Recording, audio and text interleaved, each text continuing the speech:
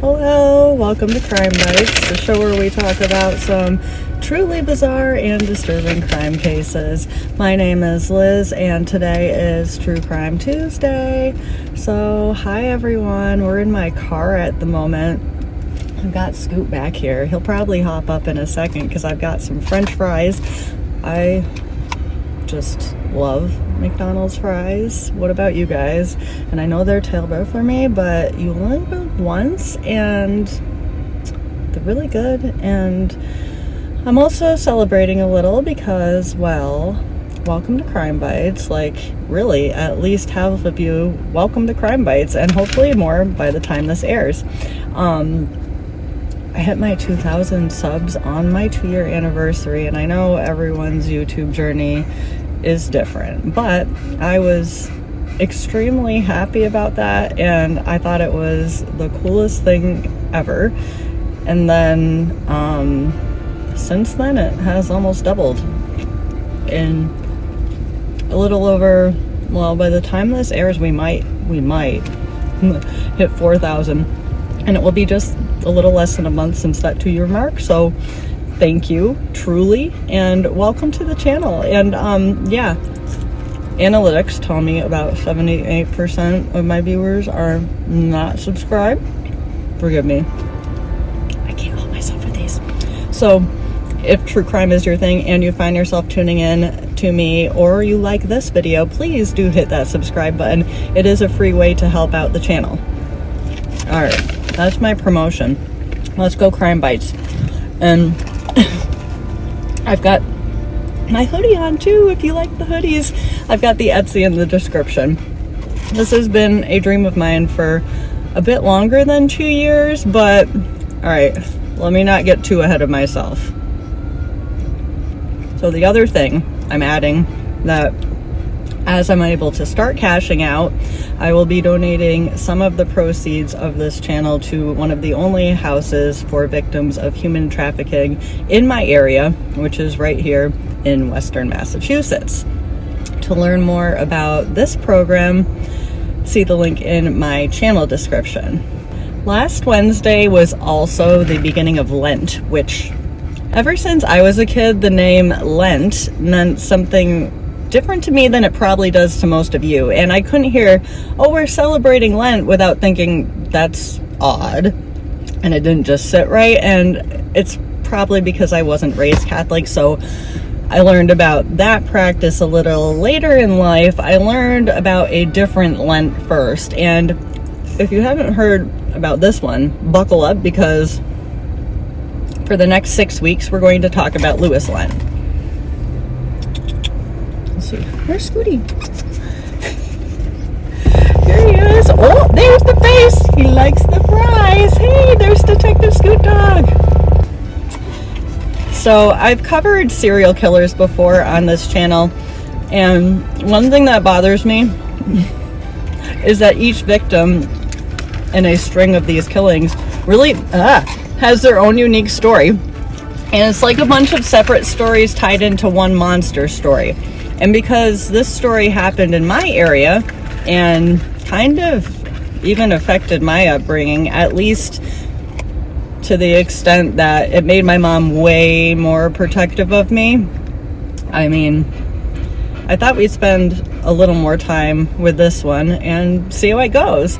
And in 2023, Marjorie Metzger, another Berkshire native, decided to deep dive novel on his story, and I'm about halfway through. I'm finishing reading the book as I film this. It's called Hidden Demons, and you should totally check it out if you're more interested in these stories. Title 2. I can't seem to escape demons lately, and I don't like it, but it is totally fitting. So check out this book, especially if you're from the area. It's really neat to see and visualize the story unfolding. I mean, it's a terrible story, but it's still neat to see the places and stuff. And even if you're not from here, it is a wild story, but we're going to talk about it today. And I'm going to try and bring you guys to some of the places that we are going to talk about as well, since it's right up my neck of the woods. And that's why we are here at McDonald's right now, because right across the street, if I I can see Scoot's big head's in my way. You can see right across that street there, you'll see a U-Haul center, and I'll go get a better shot of it on my way out if I didn't just get one. So yeah, because right across the street there, if I didn't get a great shot, I'll go get one and cut it up here. You can see the nice newer U-Haul compound, and that's where part of our story takes place today. Watch it, buddy.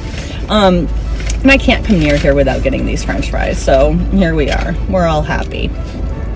But yeah, when I was a kid, it was called the Pittsfield Plaza, and I remember there being a movie theater there for a few reasons. We go there every so often with my dad when we were kids, but we would usually go to the mall down the road instead, especially after 1990, because that was the year that Jimmy Bernardo disappeared. This is Jimmy Bernardo. Let's see, where should I put him? I'll put him right here. This is Jimmy Bernardo, and at the time of our story, he was a 12-year-old boy who would spend a lot of time over there at the Pittsfield Plaza with his friends after school. He lived like a mile or so away and could easily ride down the road on his bike to meet his friends there. Oh, you're gonna eat all my fries, aren't you? Since it's a pretty big parking lot, there was kind of some room for some kids to hang out with their bikes as well, and there was one of those clean machine coin-op laundromats where they had set up a pinball machine and some pool and some video games in like one area for the neighborhood kids. Jimmy was described as a good kid. He was also, in a couple of the articles I read, described as a little bit mouthy, which I don't know. Filming this at this present moment, I have a son who is about to turn 12, and he's a good kid, a great kid, and he's got a heart of gold, but he can get a bit mouthy at times. So when I read that, it made me smile, because it's that age where you're just starting to become a teenager, really, and a lot of things are confusing, and you want to know why things are the way they are. Not everything makes sense in this world. I get it. But from the sounds of it, he was a good kid. So on October 22nd of 1990, Jimmy would get home from school a little before 3, as he did on many days when he didn't have too much to do. He headed over to the Pittsfield Plaza to hang out with some of his friends. He would return home at around 4:30, and then he would head right back out again to the Pittsfield Plaza to meet up with a friend there. And the lady working at the laundromat remembers seeing him sitting outside on a chair, sipping on a root beer at around 5 p.m. His friend had a little later dinner, so he wasn't due to meet him until around 5:30, and when he showed up, Jimmy was nowhere to be found. At around 6 o'clock, he would call Jimmy's house to ask where he was. He gave up and went back home at 6:30, and by dark, when Jimmy still hadn't returned, his family started to worry, and they did go out and do like a quick cursory look for him at his usual hangout spots, and when they couldn't find him, they called the police. Detective Peter McGuire would start asking around the cinema and checked in with a couple of the employees, and the theater's janitor told him that nobody was hanging around the cinema that he had seen, and they really felt that in this case it was a real missing person. There was like no sign at all whatsoever of Jimmy, and he wasn't a kid like that. Posters would be plastered all over our county. I remember when we would go to that mall just down the road, we would see the posters, and my mom would she was really invested with attempting to find Jimmy. She would tell us about what he looked like and stuff, because stuff like this just doesn't happen around here. And I would have been around 6, kind of dating myself a little, but yeah, I just can't imagine. It's so many mothers' worst fear, and my mom didn't like to think that that was a possibility in our area, obviously. And these posters not only reminded her that not only was it a possibility, it was a reality, and no one had any idea what had happened to Jimmy. On November 2nd, America's Most Wanted would broadcast the disappearance case, and the search would just really intensify. And for the next part of this segment, we're going to head across town. So let's do that quick. We are currently at Silver Lake in Pittsfield, Massachusetts, the next spot in our story. And as luck would have it, I pull right up and there's a creeper van there, and I'll totally blur out the license plate there because I have no idea if you are a real creeper or not. But yeah, there's your van. We're totally talking creeper van stories. But here's Silver Lake. It's right by the old General Electric. Scoot's like, are we done yet? You gave me my French fries and I'm done. So we'll film this segment here. It's a quick one. I'm just going to show you the lake itself first. All right. Yeah, it's harder with this angle to get the backgrounds I'm trying to get, but at least we got Scooty here and his smiling face. That just, I don't know, his smile makes me smile. I love him so much. Anyhow, back to our story. On November 18th, his bike would be found right here in Silver Lake. It was near the General Electric Plaza, like I just said, and the bike was found floating in the water. And then, just 3 days later, on November 21st, some hunters would find the body of Jimmy Bernardo in Newfield, New York. And he was lying face down with a rope tied in a slip knot around his neck, and the other end tied to a tree. His clothes were found about 200 feet from his unclothed body, and oh, Scooty, you're gonna totally ruin my shot now. What you see over there? Oh man, and the moment, this magic moment, la la la la la. All right, let me see if I can get my dog back in check, because he is he's having a moment. We don't do it. Oh, here. All right. There we go. Hey, you're not going out that way anyways. We do it here. No. Here.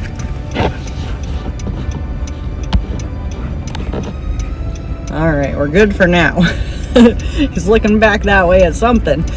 Anyway, so Jimmy was found naked in the woods, strangled. It was ruled that that was how he was killed. He was strangled. Oh, there we go again. Ugh. And over here, it became panic mode. I remember my mom talking about it for the following years, just like, this happened, so now we're being safer. And, I mean, that makes sense. I don't blame her at all. I'm definitely like that with my son, too, especially after researching this case, because, really, it's better safe than sorry. And they ended up setting up roadblocks by the Pittsfield Plaza where we just were, as well as in Newfield, New York, where they found his body. Among the things that were done in the efforts to find his killer, the businesses that were in the Pittsfield Plaza at the time of his disappearance were required to submit employee lists to the Pittsfield Police Department. And we'll come back to that because it is significant, but with the lists that they did receive, they did not find any leads. His killer would move out of his Tyler Street apartment, which is right down the road, to another apartment in North Adams to begin constructing a room full of horrors and kill at least 2 more children. Let's head back to my studio, though, and finish talking about what happened to Jimmy. Well, back, guys. So we are going to get into who Jimmy's killer, Louis Lent, was, how he got caught, and the other children that he killed throughout the next 5 episodes. But today we're going to wrap up with what happened to Jimmy Bernardo. So, like I said, Louis Lent was ultimately captured just a little over 3 years later on January 9th of 1994. while he was in custody for the attempted abduction of another child, he would confess to the murder of Jimmy Bernardo. He would begin his statement by telling the officers that during that time he was working part-time as a janitor at the cinema center, which when they got that list, it was all the full-time employees, so they missed him. And usually he worked from Wednesday to Sunday nights from 12 until 7 a.m., but for whatever reason that week, instead of working that Sunday night, he worked the afternoon shift on Monday, October 22nd. And he would just claim that right when he was walking out to his van to end his day a little before 5:30, he spotted Jimmy riding his bike near the theater, where he would kind of stop and look through the theater doors trying to see what was going on, waiting for his friend. And Lent would state in that moment he had the overwhelming urge to have sex with somebody, and this boy looked vulnerable to him.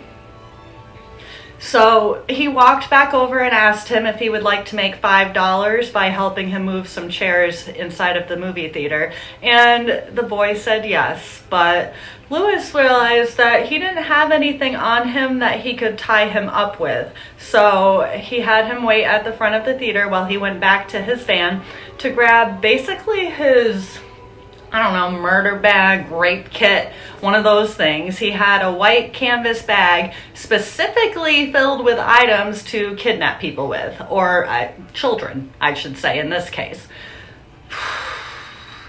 The bag had, hey buddy, Scoot's here. The bag had some duct tape, white tape, a hunting knife, and a rope in it. He would take him to theater number 6 and then into the storage room in the front of that theater, and at knife point he would make Jimmy lay down and tape his hands behind his back.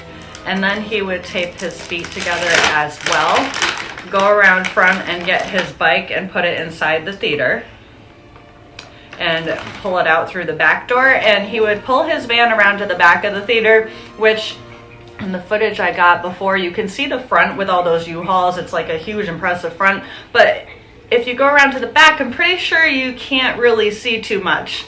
So that made it perfect for him, and no one would have seen them leaving. So after he pulled his van around, he would go back inside and cut the tape from Jimmy's feet.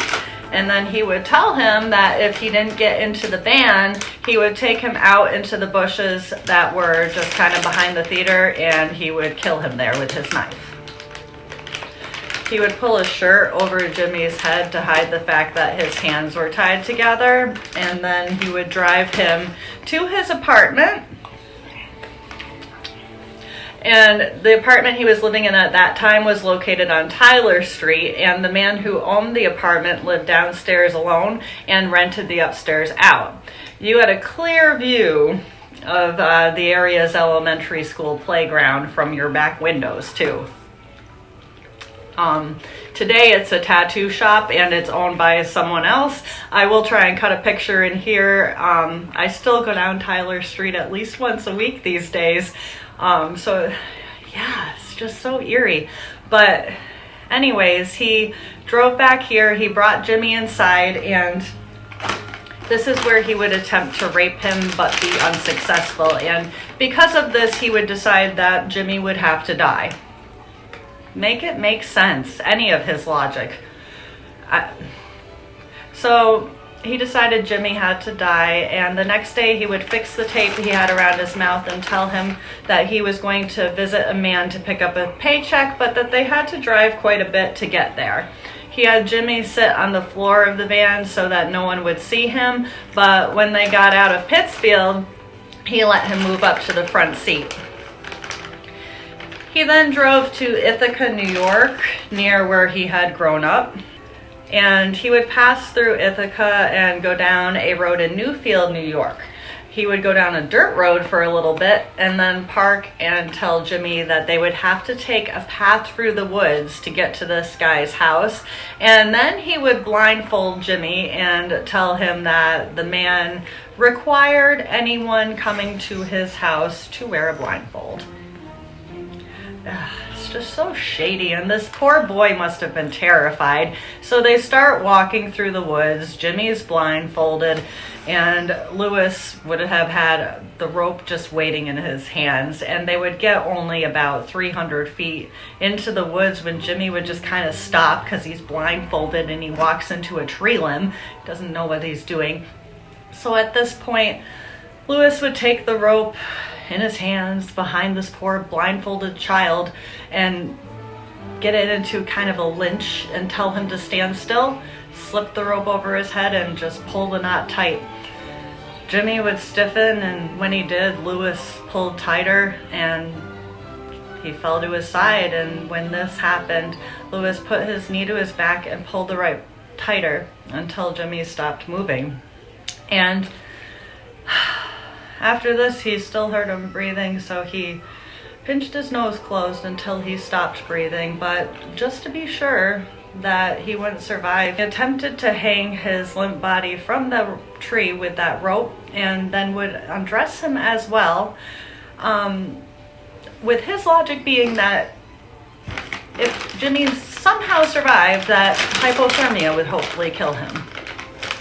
Disgusting monster. And then running back to his van, he would just take the clothes that he cut off Jimmy and dunk them in a puddle to try and wash away any evidence. He would then slip in the mud, realize he was going the wrong way, and somehow just get himself back to his van. And then he would go back and sell the van so that he wouldn't be linked to the murder with it. The only piece of evidence they did find near Jimmy's body was this small lavender dress shirt button that could have popped off whatever shirt he was wearing. They never did find the shirt.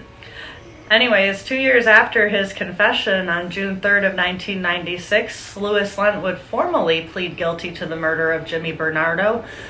This would be the third time in the history of Massachusetts that anyone has pled guilty to first-degree murder.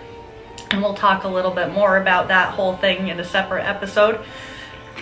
Jimmy's brother and father wrote impact letters to him, and I want to read them to you because they really do just say it all better than I ever could. So Jimmy's brother wrote the following. Mr. Lent, on October 22nd, 1990, it was like any other day. My brother and I always hung out together. Me, like always, the tag along. And it was supper time. My brother, after he finished eating, was planning on going down to the cinema center to meet a friend and hang out. He asked me if I wanted to go along with him, and I said no because I had some homework to finish. Well, he finished eating and left. He left me without being able to say goodbye. I didn't even know that I would not be able to ever see him again. That was the last time and last second I ever spent with my brother, and I will remember it for the rest of my life. You do not even know how it feels to, in 1 minute, have a brother, and another minute not to even know where he is. If you only knew what it was like, you could see the pain that my whole family and I have gone through. You would want to relive those couple of minutes or hours in which you made a decision to do what you did and change time. Because of you, I have never had a big brother to guide me and make sure that I don't get into trouble. I will never know what it is like to have an older brother graduate from high school. For the last 5.5 years, I have lived with pain. I have also had to live with people saying bad things about my family that aren't true. During this time, people thought that Jimmy ran away, but really he didn't. He was going to have fun with his friend, not even knowing what could happen. Because of you, my families and my life have been a living hell. It seems today parents cannot even let their children run and play in the backyard, let alone down the movies, because they have to think mostly about people like you doing something to their children like you did to my brother. My brother had almost everything going for him. He had many friends in school, he was popular, a great personality, and a great mind. He may not have been the greatest at school, but to me, he was the smartest friend I knew. My brother and I had everything going for us, great parents, a good life, And you came along and took that away from him, me, and my family. My brother can finally rest in peace in heaven, but you have to live in jail for the rest of your life and live in fear. I hope that my letter has showed you how I feel towards you and towards my brother. I hope that you have to live with this letter being in your mind every time you look in the mirror. I hope your life is as hard as it can possibly be, because you still don't even deserve to live a life. But that would be the easy way out of life. You have to rot in jail and live with it for the rest of your life. And his father wrote the following. Mr. Lent, I have been given the opportunity to let you know just what your terrible crime has done to me and my family. You took from us and this world a beautiful young man. Jimmy was so full of life and was the life in our home. Now our home is so quiet. He had so much to offer this world with his sensitiveness and loving way, and you robbed everyone of this. We feel angry that we thought our child could go out with his friends and play, but because of you, no child is safe. We only hope that with you behind bars, our children are a little safer. Every day for the past 5.5 years and for the rest of our lives, there will be a void. To me, it feels like someone ripped my heart out and tore it in two. Jimmy's brother has had to grow up like an only child because you took his brother from him. He has felt lonely, confused, and angry that he missed out on so much. I only hope that you suffer with what you have done every day for the rest of your life. I also hope that you feel the pain and agony that you caused my Jimmy and his family. I feel so sad for them. So like I said, we're going to get more into Louis Lent, the monster, who he was and who else he killed and may have killed over the next couple episodes. Jimmy's case will come up again as it was so pivotal in bringing him down and putting him away. So for today, we've got Scoot Dog right here, ready to do his real fact. No, he's ready. He's just tired this morning. I feel it. Today's real fact is going to be let kids be kids. I feel so strongly about this for some reason, and it makes me just gross and uncomfortable to even say it, but children are just innocent and sometimes easily confused, other times not at all, but they're not sexual objects.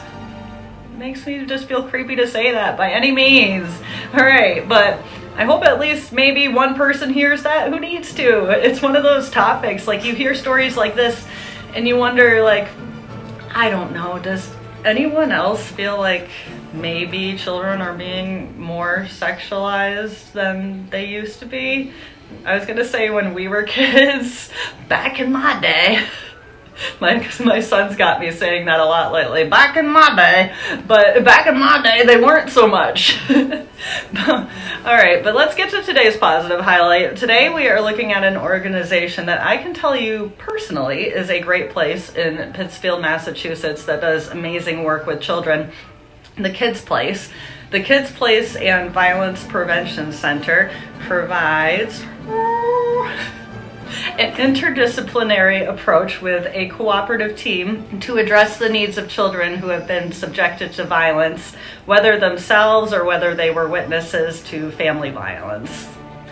They can evaluate children when abuse is suspected and help when they find it. Also, every year they have a Ride for Jimmy event where bikers gather together and ride through Berkshire County. They start on East Street in Pittsfield and go through Dalton, Beckett, Lee, and Lenox, ending with an after party at Bosque Mountain. And all the proceeds from this annual event go to support the Kids Place, which also has some offices in North Adams and Great Barrington. To learn more about this organization, visit kidsplaceonline.org. I will also leave that for you in the description as well. All right, guys, next week we are heading about an hour away from Pittsfield to my alma mater, Westfield, and we're going to tell the story of another young man who fell prey to this monster. Until then, please stay safe out there. Bye.